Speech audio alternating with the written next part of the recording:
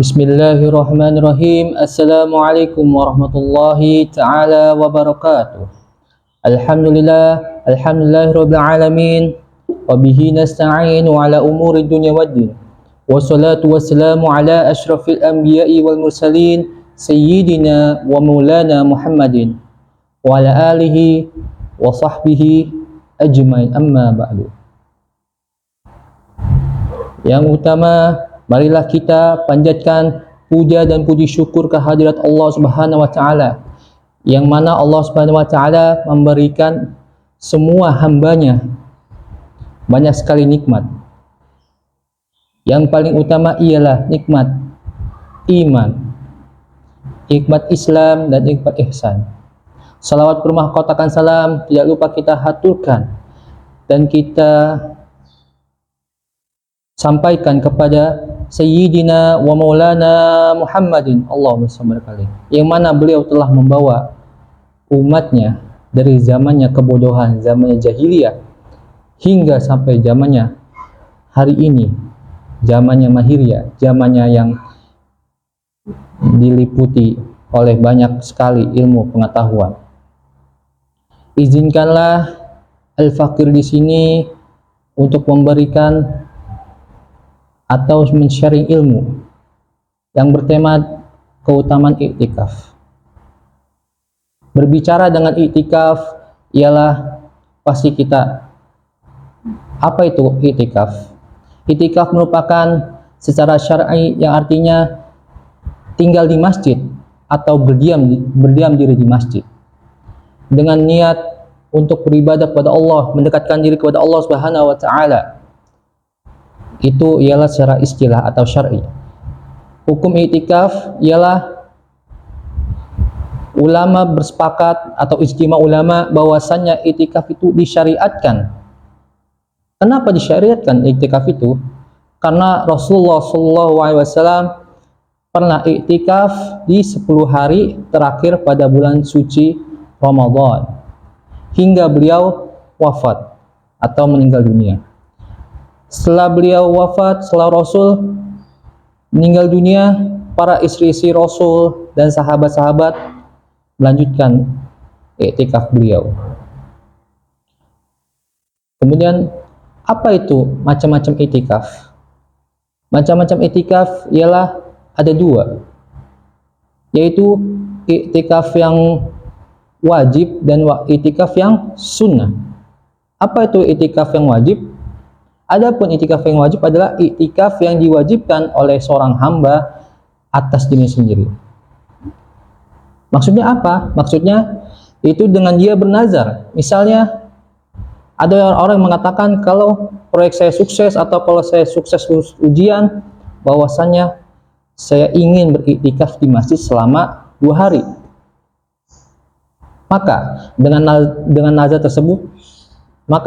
tersebut maka hukumnya itu dijatuhkan hukum iktikaf wajib, karena dia sudah bernazar, karena dia sudah berjanji. Adapun iktikaf yang sunnah ialah iktikaf yang dilakukan seorang muslim atau mukmin dalam rangka mendekatkan diri kepada Allah Subhanahu wa taala dengan sukarela, dan dia mengikuti jejak Rasulullah SAW. Dan manakala itu ditekankan di 10 hari, di 10 terakhir pada bulan suci Ramadan. Ada yang bertanya, kapan waktu iktikaf itu, Ustaz? Ya. Maka karena Rasulullah sallallahu alaihi wasallam idza arada an ya'taqifa shalla fajra thumma dakhala mu'takafahu. Rasul dahulu Rasulullah SAW apabila ingin beriktikaf, beliau sholat subuh terlebih dahulu, kemudian baru beliau masuk ke tempat iktikafnya. Hadis riwayat Bukhari dan Muslim. Kalau orang itu mau mengikuti jejak Rasulullah SAW dalam iktikaf, dia mulai masuk ke tempat iktikafnya di masjid yang mau dia beriktikaf pada pagi hari setelah sholat subuh pada tanggal 20 Ramadan. Tuh, ingat, mulainya setelah sholat subuh Tapi tanggal 20 Ramadan itu mulai itikafnya Rasulullah SAW. Dahulu Rasul pernah itikaf di 10 hari di bulan Syawal. Ada keterangan di hadis riwayat Bukhari dan Muslim, muttafaqun alaih. Apa itu syarat itikaf? Syarat itikaf ialah orang itu harus sudah mumayyiz. Apa itu sudah mumayyiz? Yang bisa membedakan mana yang hak dan mana yang batil, mana maslahat dan mana mafsadah, mana yang benar dan mana yang salah. Kemudian syarat yang kedua, suci dari junub dan haid serta nifas. Artinya tidak boleh bagi yang belum mandi janabah atau yang mandi besar, yang belum mandi besar untuk iktikaf, atau bagi wanita yang haid dan nifas tidak dibolehkan untuk beriktikaf. Apa itu rukun-rukun iktikaf? Qala Allah Ta'ala, Bismillahirrahmanirrahim, wala tubashiruhunna wa antum aakifuna fil masajid. Yang artinya, jangan kalian menggauli istri-istri kalian sedangkan kalian beriktikaf di masjid. Quran surah Al-Baqarah ayat 187. Iktikaf itu di masjid, bukan di rumah dengan niat mendekatkan diri kepada Allah Subhanahu wa taala. Hal yang diperbolehkan ketika iktikaf ialah dibolehkan bagi yang beriktikaf pada hal-hal berikut ini. Boleh ketika di masjid membangun sebuah kemah. Kemudian ketika ada keluarganya yang menemuinya, boleh dia keluar dari tempat kemahnya tersebut untuk mengantarkannya sampai ke depan pintu masjid. Yang kedua, dibolehkan bagi yang beriktikaf untuk menyisir rambut. Boleh nyisir rambut kita pas lagi iktikaf, atau mencukur rambutnya lagi cukur pas lagi iktikaf tuh boleh, atau memotong kukunya, membersihkan badannya, memakai wangi-wangian dan memakai pakaian yang paling bagus. Namun dalam masalah mencukur rambut tentunya harus tempat yang tidak sampai mengotori masjid tuh. Catatan, boleh cukur rambut tapi tidak boleh sampai mengotori masjid. Kemudian yang diperbolehkan dalam iktikaf ialah boleh keluar dari masjid karena suatu keperluan yang harus dilakukan. Contohnya, misalnya di dalam masjid tidak ada kamar mandinya, maka boleh ia keluar dari masjid tersebut untuk melaksanakan hajatnya. Dan atau dia keluar untuk sekedar membeli makan dan minum, atau sekedar sekarang kita lagi puasa, atau dia keluar untuk berbuka puasa, atau keluar dari masjid untuk ke rumahnya untuk makan sahur karena tidak ada yang menghantarkan makanan, boleh dia keluar, namun sewajarnya sesuai dengan kebutuhannya. Kemudian dibolehkan bagi yang beriktikaf untuk makan dan minum serta tidur di dalam masjid, namun dengan syarat harus yang menjaga kebersihan masjid dan adab-adab masjid itu. Ada syarat kerasnya. Boleh makan dan minum serta tidur di dalam masjid, tapi di garis besar harus menjaga kebersihan masjid dan adab-adab masjid. Adab-adab orang yang beriktikaf ialah dari Aisyah radhiyallahu anha, beliau pernah berkata, yang disunahkan bagi orang yang beriktikaf untuk dia tidak keluar kecuali karena kebutuhan yang mendesak yang harus dia betul-betul lakukan. Seperti tadi, makan dan minum karena tidak ada yang mengantarnya ke masjid, atau mungkin memberi obat karena dia sakit. Namun tidak boleh dia menjenguk orang yang sakit. Mengantarkan obat boleh, tapi sampai menjenguk orang sakit maka iktikafnya batal. Atau untuk menggauli istrinya. Tidak ada iktikaf kecuali di masjid yang di situ didirikan sholat berjamaah. Kita niat iktikaf hanya boleh di masjid, itu namanya iktikaf. Kalau di rumah itu bukan namanya iktikaf. Dan masjid tersebut dengan catatan mendirikan sholat berjamaah. Tuh. Dan disunahkan bagi yang beriktikaf untuk berpuasa. Sunnahnya itikaf berarti berpuasa. Artinya boleh kalau misalnya dia tidak berpuasa untuk itikaf. Boleh juga misalkan dia niat itikaf tapi nggak puasa, ya boleh, tapi nggak dapat pahala sunnahnya. Apa yang bisa membatalkan itikaf?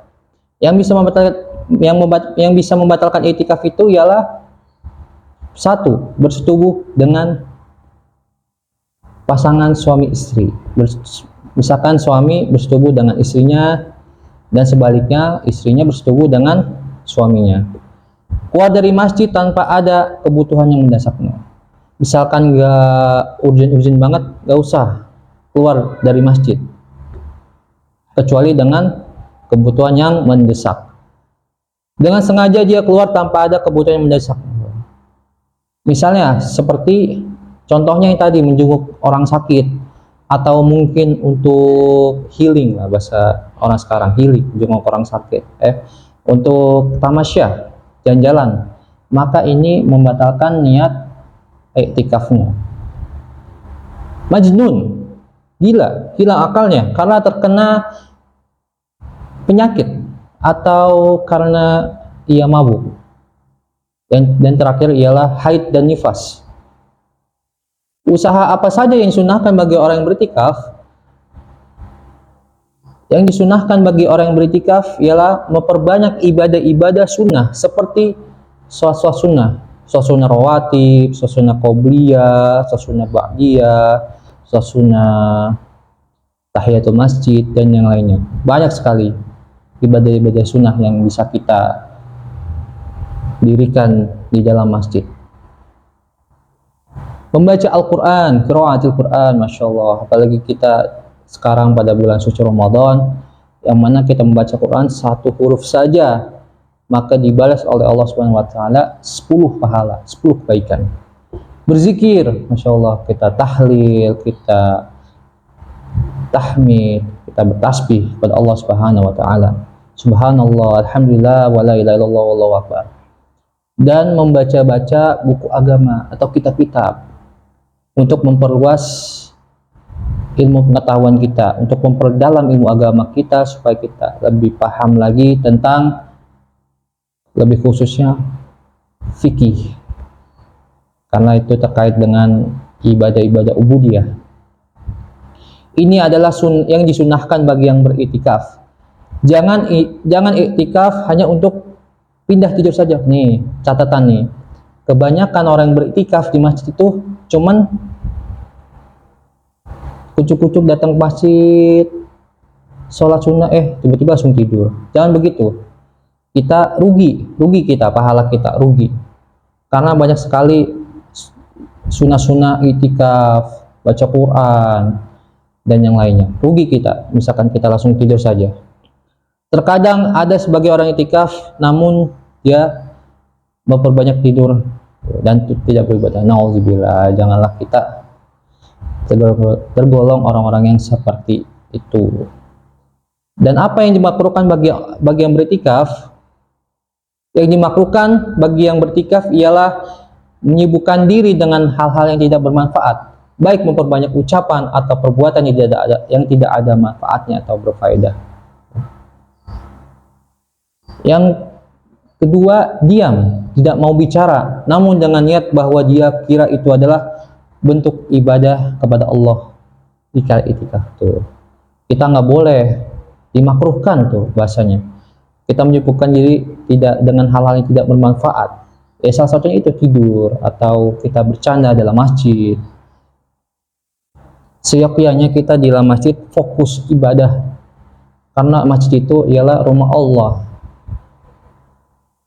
Karena kita suasananya beda, dalam masjid itu suasananya adem ayem, kita fokus menjalankan ibadah-ibadah sunnah, ibadah wajib. Apalagi kita sekarang pada bulan suci Ramadan, yang mana bulan suci Ramadan itu dilipat gandakan pahala sunnahnya, apalagi pahala wajib, tsunami pahala, Masya Allah.